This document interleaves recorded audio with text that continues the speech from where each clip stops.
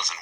19 men armed with box cutters, directed by a man on dialysis in a cave fortress halfway around the world using a satellite phone and a laptop, directed the most sophisticated penetration of the most heavily defended airspace in the world, overpowering the passengers and the military combat-trained pilots on 4 commercial aircraft before flying those planes wildly off course for over an hour without being molested by a single fighter interceptor.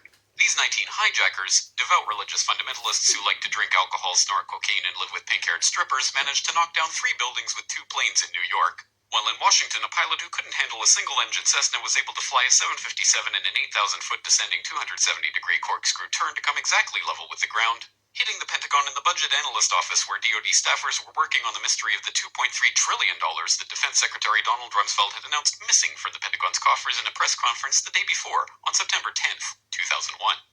Luckily, the news anchors knew who did it within minutes. Osama bin Laden. The pundits knew within hours. Osama bin Laden. The administration knew within the day. Terrorists who committed these acts, and those who harbored them. And the evidence literally fell into the FBI's lap. That a hijacker's passport was found blocks from the World Trade Center crash site, if you can believe that. But for some reason, a bunch of crazy conspiracy theorists demanded an investigation into the greatest attack on American soil in history. That investigation was delayed, underfunded, set up to fail, a conflict of interest, and a cover-up from start to finish. It was based on testimony extracted through torture, the records of which were destroyed. It failed to mention the existence of WTC-7, Able Danger, P-TECH, Sibel Edmonds, OBL and the CIA, and the drills of hijacked aircraft being flown into buildings that were being simulated at the precise same time that those events were actually happening. It was lied to by the Pentagon, the CIA, the Bush administration, and as for Bush and Cheney, well, no one knows what they told it because they testified in secret, off the record, not under oath, and behind closed doors. It didn't bother to look at who funded the attacks because that question is ultimately of little practical significance. Still, the 9/11 Commission did brilliantly, answering all of the questions the public had, except most of the victims' family members' questions, and pinned blame on all the people responsible, although no one so much as lost their job, determining the attacks were failure of imagination. Because the way our government, at least, and I don't think the prior government that could envision flying airplanes into buildings. Except the Pentagon, FEMA, NORAD, and the NRO.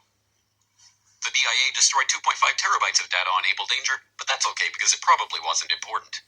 The SEC destroyed their records on the investigation into the insider trading before the attacks, but that's okay because destroying the records of the largest investigation in SEC history is just part of routine record keeping. NIST has classified the data that they used for their model of WTC-7's collapse, but that's okay because knowing how they made their model of the collapse would jeopardize public safety. The FBI has argued that all material related to their investigation of 9/11 should be kept secret from the public, but that's okay because the FBI probably has nothing to hide. This man never existed, nor is anything he had to say worthy of your attention, and if you say otherwise, you are a paranoid conspiracy theorist, who deserves to be shunned by all of humanity. Likewise him, and her, and her, and her, and him. Osama bin Laden lived in a cave fortress in the hills of Afghanistan, but somehow got away. Then he was hiding out in Tora Bora, but somehow got away.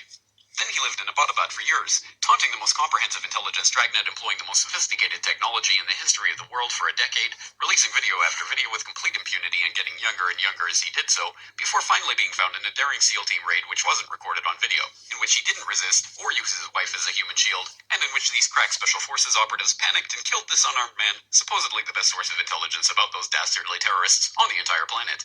Then they dumped his body in the ocean before telling anyone about it. Then a couple dozen of that team's members died in a helicopter crash in Afghanistan.